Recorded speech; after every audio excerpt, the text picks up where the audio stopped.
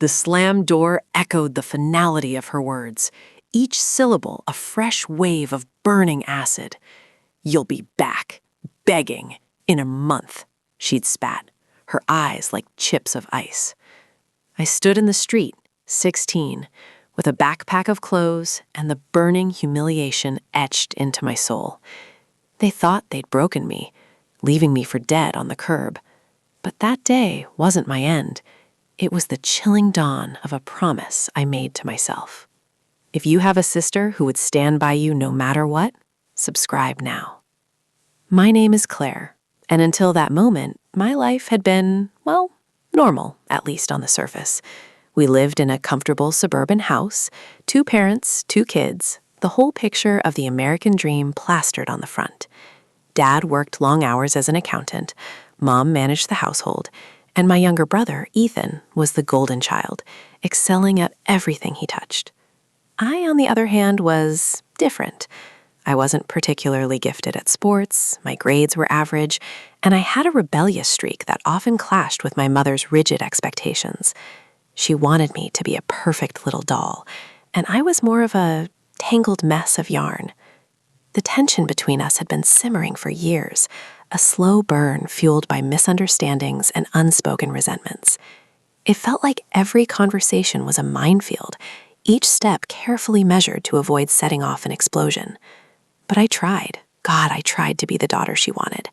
I volunteered for extra chores, bit my tongue when she criticized my clothes, and even pretended to enjoy the endless rounds of social gatherings with her perfectly coiffed friends. I wanted her approval, her love, the simple acknowledgement that I was good enough.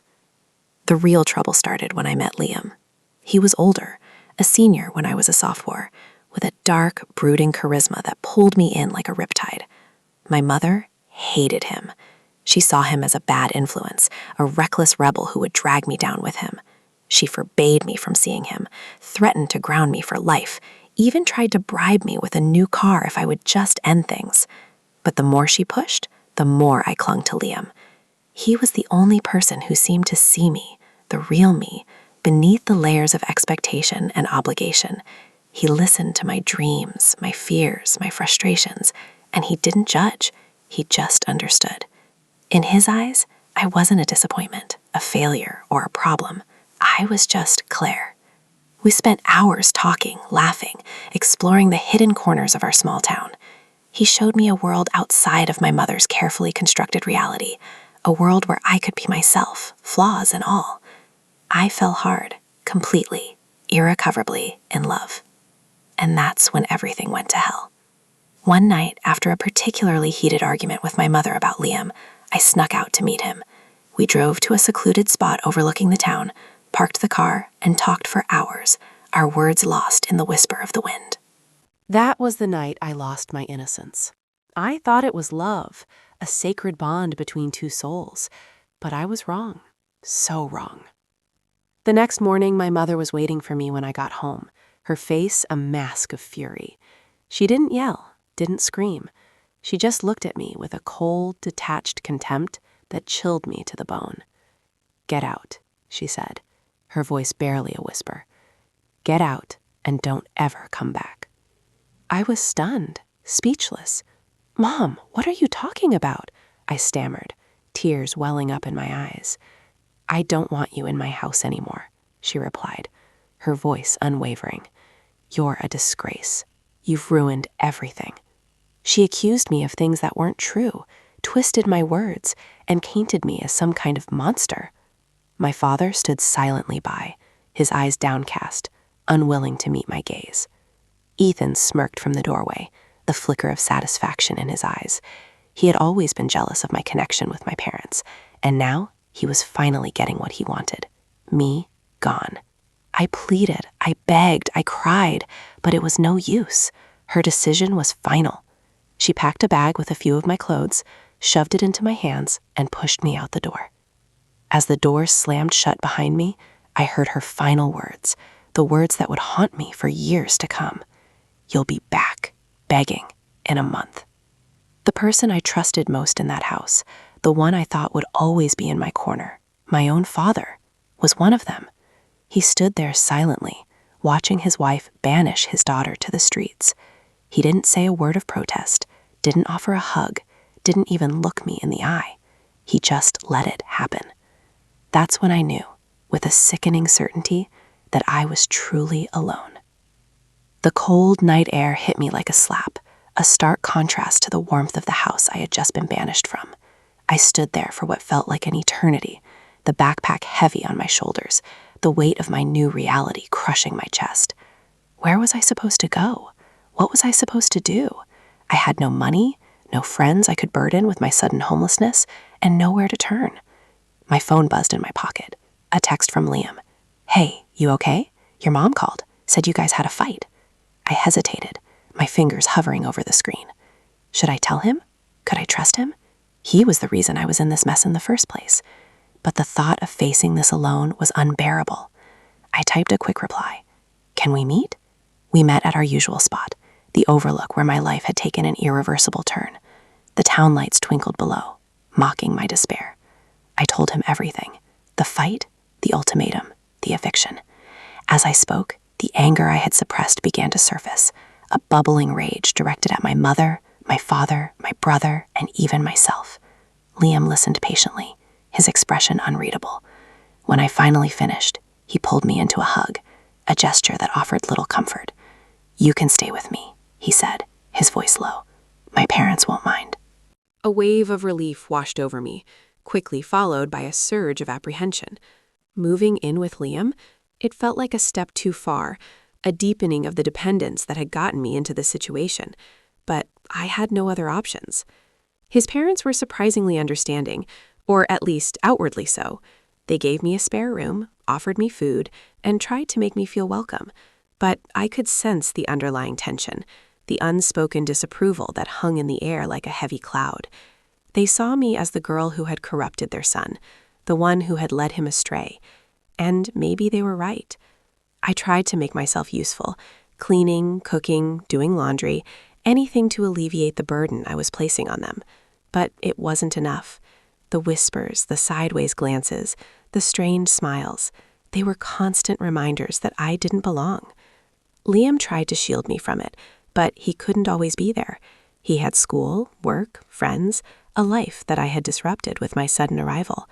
We started arguing, small disagreements that escalated into full-blown fights, fueled by stress, exhaustion, and the underlying resentment that simmered beneath the surface. I missed my old life, the comfort, the security, even the suffocating expectations of my mother. I missed my brother, despite his jealousy, and even my father, who remained silent but whose disappointment I could sense. Sleepless nights were spent replaying the events that led to my banishment, searching for a way to undo the damage, to rewind time and make different choices. But there was no going back. The door had slammed shut, and I was trapped on the other side. Desperate, I attempted to contact my mother, swallowing my pride and begging for forgiveness. I sent emails, left voicemails, even drove by the house, hoping to catch her outside. But she never responded. My father was no better, not even responding to my texts. It was as if I had ceased to exist, erased from their lives as if I were just a bad dream. My grades began to slip, my attendance dwindled, and I lost interest in everything that had once brought me joy. The world seemed gray, devoid of color, and I felt myself spiraling into a dark abyss. Liam tried to help, but his efforts felt hollow, like empty gestures that couldn't fill the void inside me. One evening, after a particularly nasty fight with Liam's mother, I broke down. I locked myself in my room and sobbed, the tears streaming down my face like a relentless rain. I felt like I was drowning, suffocating under the weight of my despair. I couldn't see a way out, no glimmer of hope on the horizon. I was alone, abandoned, and utterly broken. It was then, in that moment of utter desolation, that something inside me shifted. The grief began to morph into anger, the self-pity into a burning desire for justice. I realized that I couldn't let them win. I couldn't let them break me. I had to fight back, not with tears and pleas, but with strength and resolve. I wiped my tears, took a deep breath, and made a promise to myself. I would survive this. I would rebuild my life, and I would make them regret what they had done to me. The plan began to take shape in my mind, a slow, methodical process of gathering information, assessing my resources, and plotting my revenge. It wouldn't be easy, but I was determined to make them pay.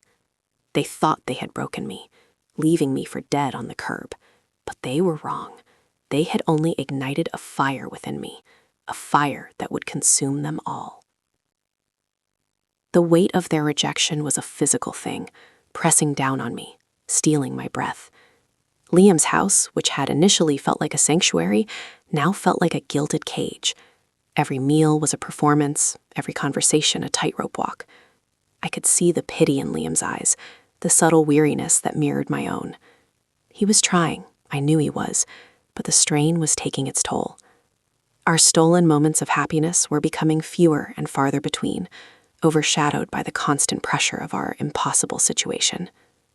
The future I had once envisioned, filled with dreams and possibilities, had shrunk to the size of my cramped bedroom, the walls closing in on me with each passing day. The isolation was the worst part, the feeling of being utterly alone in a world that had turned its back on me. I longed for connection, for understanding, for someone to simply see me, the real me, beneath the layers of hurt and anger. But all I saw were reflections of my own despair. Even sleep offered no escape, haunted by nightmares of slammed doors and accusing eyes. I woke up each morning exhausted, the weight of the day already heavy on my shoulders. My reflection in the mirror was a stranger, a ghost of the girl I used to be. My eyes were hollow, my skin pale, my spirit broken. I stopped eating, lost track of time, and retreated into myself, building walls around my heart to protect it from further pain. One afternoon, Liam found me sitting on the floor of my room, staring blankly at the wall. He knelt beside me, his hand gently touching my arm.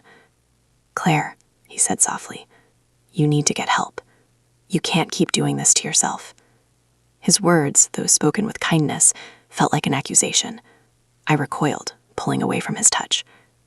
"Help?" I spat, my voice raw with emotion. "What help is there?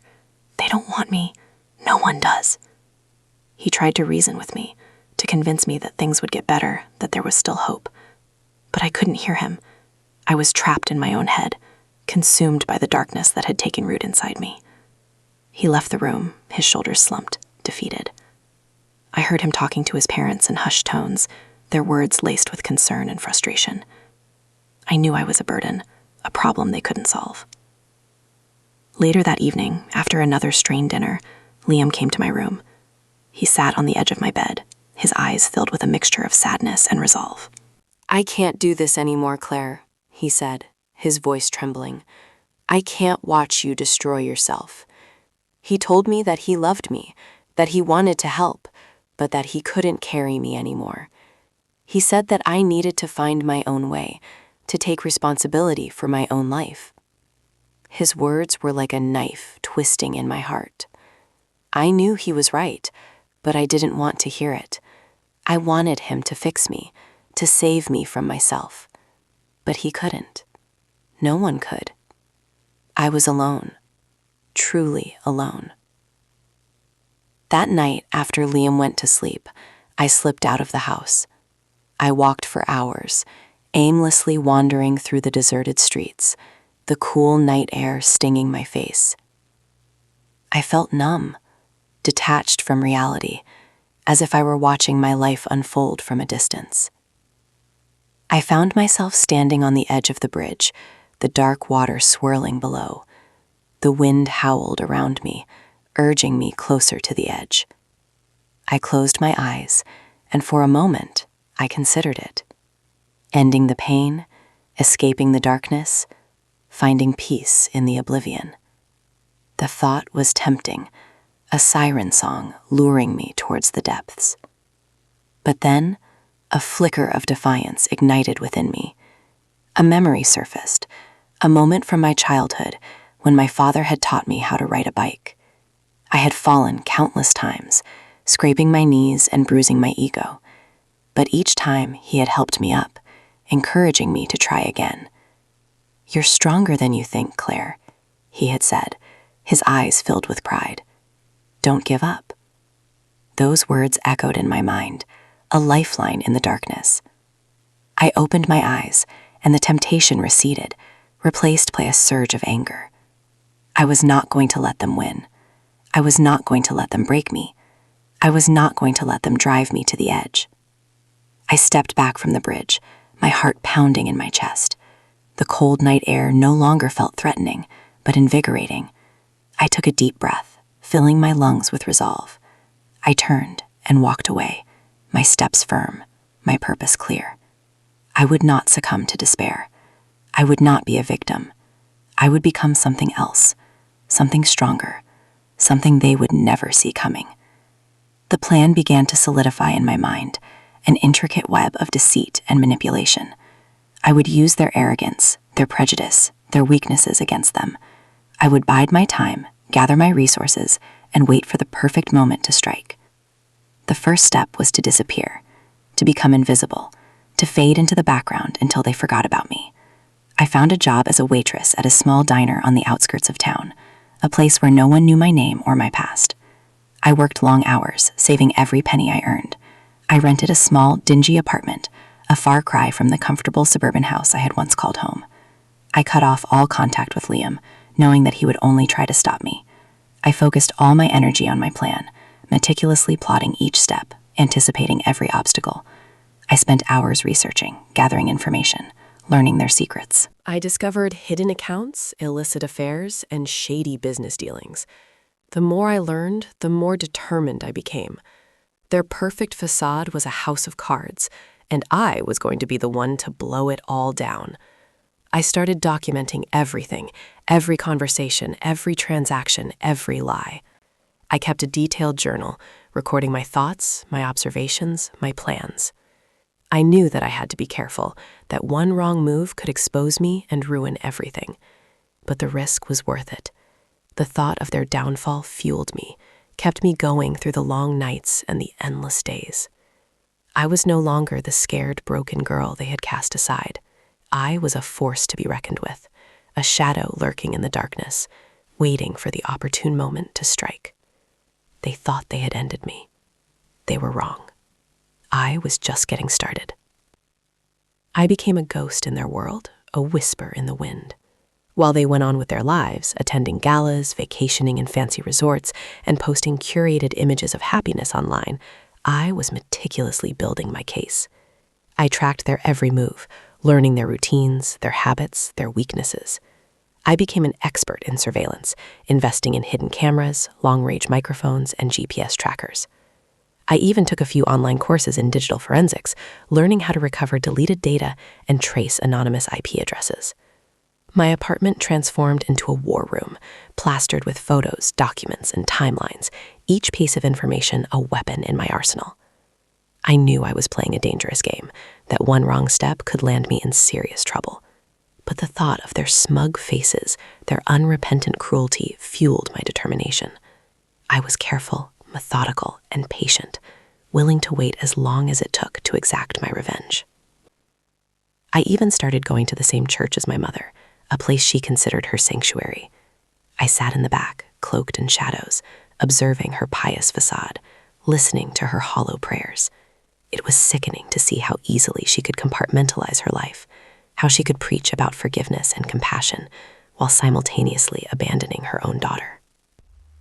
One Sunday, as she was leaving the church, I bumped into her, feigning surprise. "Oh, Mother," I said, my voice dripping with saccharine sweetness. "Fancy seeing you here." She stiffened, her eyes narrowing with suspicion. "Claire," she said, her voice cold. "What do you want?" "Just wanted to say hello," I replied, smiling innocently, "and to let you know that I'm doing just fine, despite everything." I saw a flicker of unease in her eyes, a brief crack in her carefully constructed armor. That was enough. I turned and walked away, leaving her standing there, speechless. It was a small victory, but it gave me a sense of satisfaction, a taste of what was to come. My brother Ethan was easier to manipulate. His jealousy and arrogance made him predictable, a pawn in my game. I knew he resented my success, that he felt overshadowed by my accomplishments. So I played into his insecurities, feeding his ego with false praise and subtle flattery. I reconnected with him on social media, liking his posts, commenting on his photos, making him feel seen and appreciated. He lapped it up, oblivious to my true intentions. One evening, he invited me out for drinks, eager to share his latest achievements. I listened patiently as he bragged about his new job, his new car, his new girlfriend. Then I casually steered the conversation towards my parents, probing for information about their finances, their business dealings, their personal lives. He was surprisingly forthcoming, eager to impress me with his insider knowledge. He revealed details about their investments, their debts, and their secret offshore accounts. He even mentioned a potential scandal involving my father's company, a deal that could land him in serious trouble. I filed it all away, each piece of information another nail in their coffin. As the night wore on, Ethan became increasingly drunk, his inhibitions fading with each passing drink. He started to get sentimental, reminiscing about our childhood, our shared memories. He even apologized for his past behavior, admitting that he had been jealous and insecure. I feigned forgiveness, patting his hand and telling him that it was all in the past. But inside, I was seething. His crocodile tears meant nothing to me. He was just another obstacle to overcome, another pawn to sacrifice in my quest for revenge. As we were leaving the bar, I subtly slipped a recording device into his pocket, ensuring that I would capture every word he said for future use. The device was state-of-the-art, practically undetectable, and capable of recording high-quality audio for hours. I smiled sweetly as we said goodbye, knowing that he had just unwittingly sealed his own fate. My father was the hardest to crack. He was a man of few words, a master of deception, a fortress of secrets. He rarely showed emotion, rarely revealed his true thoughts. But I knew he had a weakness, a hidden vulnerability that I could exploit. It was his reputation, his carefully cultivated image of respectability. He was a pillar of the community, a philanthropist, a respected businessman. He couldn't afford to have his name tarnished, his reputation ruined. So I focused my efforts on uncovering his secrets, digging into his past, exposing his hidden transgressions. I started by researching his company, poring over financial records, legal documents, and corporate filings. I discovered a pattern of fraud, embezzlement, and tax evasion, a web of deceit that stretched back for years. I also uncovered evidence of his involvement in shady deals, backroom agreements, and illegal activities. He had been using his company as a front for money laundering, funneling funds through offshore accounts and shell corporations. The evidence was damning, enough to put him behind bars for a long time. But I wasn't satisfied with just exposing his financial crimes. I wanted to destroy him completely, to strip him of everything he held dear. So I delved deeper, searching for personal scandals, hidden affairs, and moral failings. I hired a private investigator, a seasoned professional with a knack for uncovering the truth. He dug up dirt on my father's past, revealing a string of illicit affairs, broken promises, and abandoned families. He even discovered a secret love child, a son my father had never acknowledged, a skeleton hidden deep in his closet. The pieces were falling into place, the picture becoming clearer. I had everything I needed to bring him down, to expose him for the fraud he truly was. The anticipation was building, the moment of truth drawing near. I could almost taste the sweetness of my revenge. The day I finally decided to unleash my plan, the air crackled with anticipation. It was a Tuesday. I remember because Tuesdays were my mother's volunteer day at the local hospital, a detail I would use to my advantage. I had spent months meticulously gathering evidence, and now I had enough to completely dismantle their lives. The key was timing and precision. First, I leaked the information about my father's company's illegal activities to the Securities and Exchange Commission, an anonymous tip, of course, with enough evidence attached to trigger a full-scale investigation. I knew the SEC would move swiftly, and the news would break within hours. Next, I sent a package to the local news station containing copies of my father's affairs, including photos and explicit details. I made sure the package was untraceable, using a prepaid envelope and a fake return address. The local news loved scandals, and I knew they wouldn't hesitate to air the dirty laundry. As for my mother, I decided to target her reputation directly. I created an anonymous social media account and started posting about her hypocrisy, her judgmental attitude, and her cruel treatment of me. I included specific details about our fight, her ultimatum, and my banishment from the house. I knew her friends and acquaintances would see the posts, and the gossip would spread like wildfire. The final piece of the puzzle was Ethan. I leaked the recordings I had made of him to his employer, a conservative law firm that prided itself on its ethical standards. The recordings contained incriminating statements about his involvement in illegal activities and his disparaging remarks about his colleagues. I knew he would be fired immediately, his career ruined. With everything in motion, I sat back and waited for the fireworks to begin. I felt a sense of calm, a sense of control that I hadn't felt in years. I was finally taking charge of my life, reclaiming my power. They had underestimated me, thinking I was weak and helpless. They were about to learn just how wrong they were. The plan was in motion. The downfall began subtly. A whisper here, a rumor there. My father's company stock dipped slightly, a mere tremor before the earthquake. He dismissed it, of course. A market correction, he told my mother over dinner. A temporary setback. I watched from the shadows, savoring the moment. The next day, the SEC announced its investigation. The news spread like wildfire, engulfing my father's company in flames. His stock plummeted, his investors panicked, and his carefully constructed empire began to crumble. He called an emergency board meeting, desperately trying to salvage the situation. But it was too late. The evidence was overwhelming, the damage irreparable. My mother was furious, accusing him of recklessness, of jeopardizing their comfortable lifestyle. He tried to placate her, promising to fix everything, to make it all go away. But she wasn't buying it. She saw the writing on the wall, the impending doom that threatened to consume them both. Meanwhile, the local news station aired its exposé on my father's affair.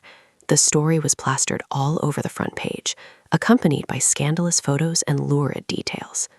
His reputation was shattered, his image tarnished beyond repair. His friends and colleagues shunned him, his social circle evaporated, and he became a pariah in the community. My mother was humiliated, her carefully cultivated facade of respectability crumbling around her. She locked herself in her room, refusing to speak to anyone, drowning in her own self-pity. Ethan was the first to fall completely. The law firm terminated his employment immediately, citing a breach of ethics and a violation of company policy. He was escorted out of the building, his belongings boxed up, his career in ruins. He tried to call my parents for help, but they ignored his calls, too preoccupied with their own problems to care about his plight. He was alone, unemployed, and facing a mountain of debt. He spiraled into a deep depression, turning to substances to numb the pain. As the chaos unfolded, I remained hidden, a ghost in their lives. I watched their world collapse from afar, savoring every moment of their misery. I knew they were suffering, that they were experiencing the full weight of their actions. But I felt no remorse, no sympathy. They had brought this upon themselves. They had reaped what they had sown. One evening, I received a phone call from an unknown number. I hesitated for a moment before answering, wondering who it could be. "Hello?" I said cautiously. "Claire?" a voice replied, a voice I recognized instantly. It was my father, his voice strained, his tone desperate.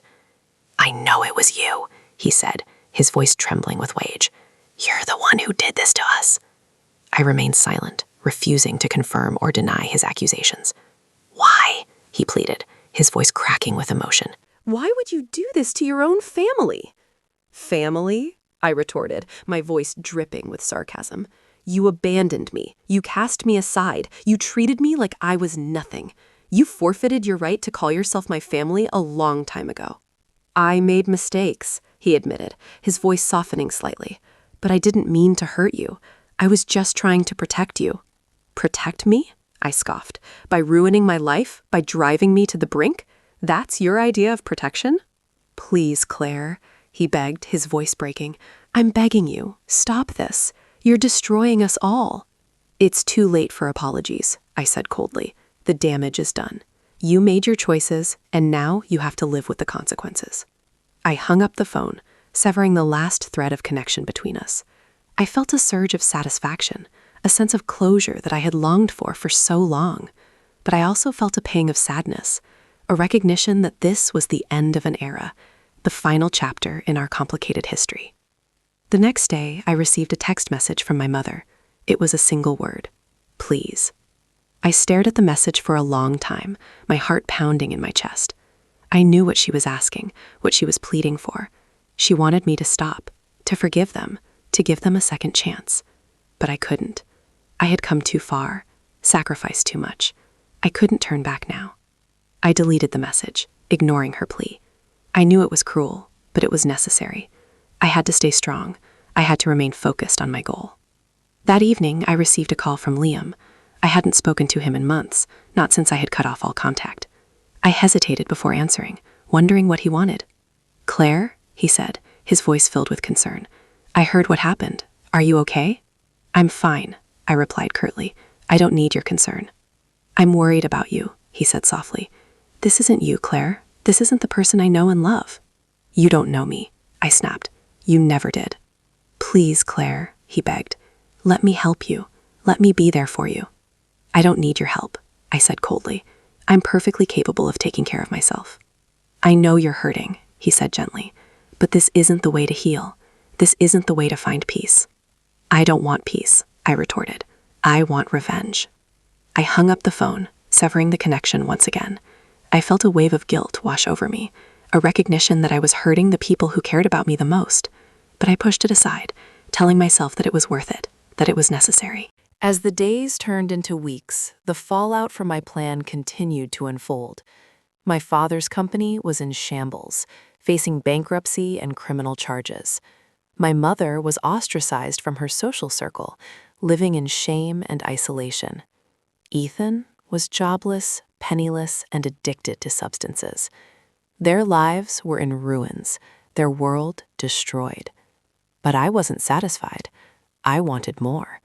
I wanted to see them suffer, to experience the full extent of their pain. I decided to pay them a visit, to confront them face to face, to witness their downfall firsthand. I drove to their house, the house I had once called home. It looked different now, dilapidated and unkempt. The lawn was overgrown, the paint was peeling, and the windows were dark. I parked my car in the driveway and walked to the front door. I rang the doorbell, my heart pounding in my chest. After a few moments, the door opened, revealing my mother. She looked gaunt and haggard, her eyes sunken, her hair disheveled. She stared at me in disbelief, her face a mixture of shock and anger. "What do you want?" she demanded, her voice trembling. "I just came to see how you're doing," I replied, my voice dripping with sarcasm. "I heard you've been having a rough time lately." She glared at me, her eyes filled with hatred. "Get out of here," she spat. "You're not welcome here." "Oh, I think I am," I said, pushing past her and into the house. The house was a mess, cluttered with junk and reeking of despair. My father was sitting in the living room, slumped in a chair, staring blankly at the television. He looked like a broken man, defeated and hopeless. He didn't even acknowledge my presence, lost in his own world of misery. "Look at you," I said, addressing them both. "You're a disgrace. You've lost everything." My mother lunged at me, her nails outstretched, her eyes filled with rage. "I'll unlive you," she screamed. "I'll unlive you for what you've done." I dodged her attack, grabbing her wrists and pinning her against the wall. "Don't even think about it," I said, my voice cold and menacing. "You're in no position to threaten anyone." My father finally looked up, his eyes filled with a mixture of fear and resentment.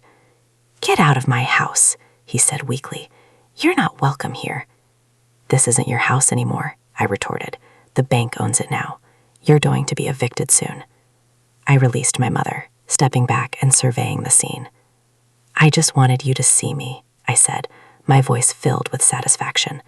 "To see that I survived, that I'm stronger than you ever thought possible." I turned and walked out of the house, leaving them to wallow in their misery. As I drove away, I felt a sense of triumph, a sense of accomplishment. I had done it. I had exacted my revenge. I had destroyed them. But as I drove further and further away, a nagging feeling began to creep into my mind. A feeling of emptiness, a feeling of disillusionment. Was this all there was? Was this the satisfaction I had been seeking? The answer, I realized, was no. As I turned the car around, heading back to their house, I knew what I had to do. This wasn't over. It was about to get much, much worse. The trap was set, and they were walking right into it. The trap wasn't about physical harm. It was about complete and utter destruction of their carefully constructed reality. I wasn't going back to inflict more verbal abuse. I was returning to deliver the final, irrefutable proof of their crimes to the authorities, ensuring they couldn't weasel their way out of it this time. I contacted the investigative journalist who had been sniffing around the edges of my father's empire for years. I provided him with the unedited, time-stamped recordings, the offshore account numbers, and the signed confessions I had painstakingly extracted from Ethan before he became completely lost to his addictions. This wasn't just about financial crimes anymore. It was about conspiracy, obstruction of justice, and a long list of other offenses that carried decades of prison time. As I handed over the evidence, I saw the hunger in the journalist's eyes, the knowledge that he was about to break the biggest story of his career. The next morning, the world exploded. My father's crimes were splashed across every newspaper, every news website, and every television screen. The journalist had done his job, laying out the evidence in excruciating detail, exposing my father and my mother's hypocrisy and lies. The authorities swooped in, arresting my father at their dilapidated house. My mother watched, her face a mask of disbelief and despair, as they led him away in handcuffs. The cameras flashed, capturing her humiliation for the world to see. Ethan, already teetering on the edge, finally gave up. He was found unconscious in his apartment, an empty bottle of substances beside him. He survived, barely, but his life was irrevocably shattered. He would never practice law again. As for my mother, she became a pariah, ostracized by her friends, condemned by her community. She lost everything: her status, her reputation, and her comfortable lifestyle. She was left with nothing but the wreckage of her past and the bitter taste of regret. I watched it all unfold from a distance, a sense of detached satisfaction washing over me. I had achieved my goal. I had destroyed them, stripped them of everything they held dear. I had made them pay for what they had done to me. But as I looked at the ruins of their lives, I realized that revenge wasn't the sweet, fulfilling dish I had imagined. It was a cold, empty void, a hollow victory that left me feeling strangely empty. I had spent so much time and energy plotting my revenge that I had neglected my own life, my own happiness. I had become consumed by hatred, blinded by anger. As the dust settled, I started the slow process of rebuilding my life, of healing from the wounds of the past. I focused on my career, my friends, and my own well-being. I made peace with my past, forgiving myself for the mistakes I had made. I realized that true strength wasn't about seeking revenge. It was about moving on, about creating a better future for myself. They lost everything. I just smiled. Revenge isn't sweet. It's necessary. Would you have done the same? Let me know in the comments. Subscribe for more justice.